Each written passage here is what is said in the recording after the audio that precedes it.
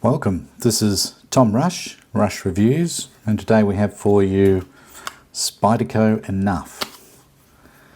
That's it there. Yeah, this is a part number F for Fred, B for Bob, 31, P for Peter, B for Bravo, K for Kilo, and the weight of this one is 108 grams or 3.8 ounce, and it's got a 4-inch handle on it, along with, which comes out to 101 mil, and then a blade length of 2.75 mil, well, sorry, centimeters, which, sorry, 2.75 inch, get that right, and 70 mil. And the overall length for this one is 6.75 inch or 171 millimeters. So this is a pretty thick spine on this one. It's a 4 mil or 0.16 of an inch with a VG10 solid stainless. It's not laminated, so it's just one piece of VG10. The blade finish is a satin, or at least was until I mucked it up with sharpening and cleaning and all that sort of thing over the years. And the grind is a full flat grind on this one, so it's I like the full flat grinds. And it's got the FRN fiberglass reinforced nylon handle, so very grippy, like a lot of Spydercos that have that.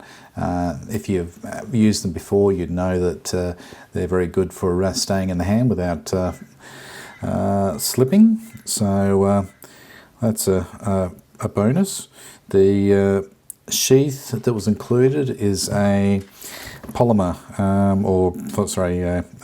moulded polymer, which is just plastic, basically a plastic sheath, which it's all right, nothing to write home about. It's not fantastic, it's just all right.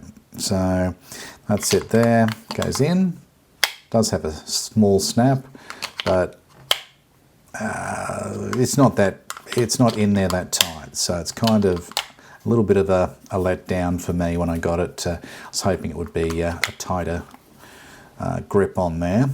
Also a G clamp or clip that came with this. I don't have it with me at the moment.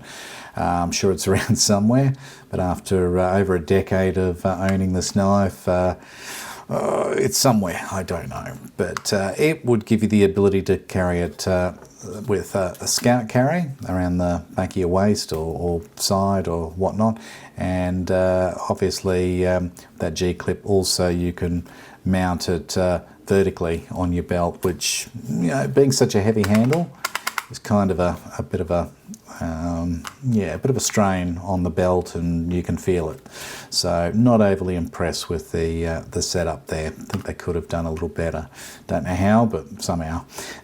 So yeah, a little disappointed. These come in a sheep's foot blade. They come in a drop point. And there might be another one too, I'm not too sure, but they have brought out the Enough 2, which is about double the length of this blade, and once again in those different varieties that I've just mentioned. So yeah, look, that's it. It's manufactured in Seki in Japan, so no problem there. It sharpens up with a nice edge, although I do find I get better sharpness retention off a laminated VG10 Val-Niven F1 blade and its siblings, but it's still a great knife. It gives you, with that big handle, that's my grip in there. I've got medium hands, and there's probably room for large hands, no problem on here. And the blade shape gives plenty of control. The jimping is excellent. It's not one of these we're pretending to jimp it. It is actually jimped, so it actually does grip when you put your thumb there. And rather than just putting the jimping here, which is ridiculous, they've put it where your thumb rests for push cuts, power cuts. So excellent.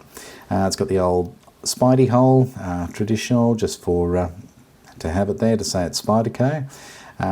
These handle scales are actually screwed on, so you can see there, look like stainless ones in there, so it should stop it from rusting.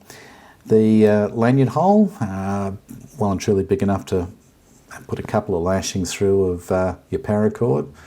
And yeah, look, it's a very heavy duty EDC if that's what you're going to use it for. So that is what I bought it for. Didn't get as much use as I thought it would, but hey, it's still a very good knife, so I'm not complaining.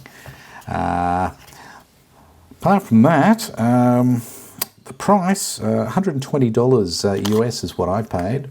Now I had to convert that to Australian, so it's probably about 140 at the time. It was very close to the US dollar.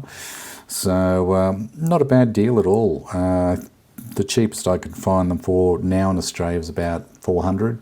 So yeah, it's gone up in value. And the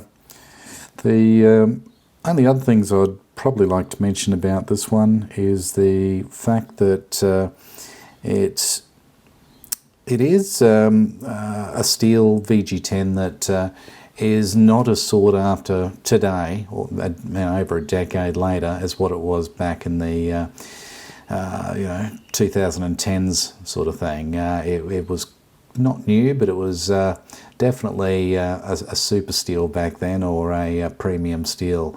It still is, it's just not as premium as it used to be. So they probably could do with changing the knife steel or the blade steel out for something along the lines of a SV35, something like that, S35VN, whatever. Possibly a 154 cm would be, the pretty equivalent to the VG10s. So, look, excellent knife. Do yourself a favour, go and get one of these if you can find them on the secondary market, because you probably are not going to find them too readily on the new market, but yeah, as I say, possibly used. So I hope you like that. This was Tom Rush Reviews. If you'd like to hit that like button, subscribe if you'd like to see more content like this.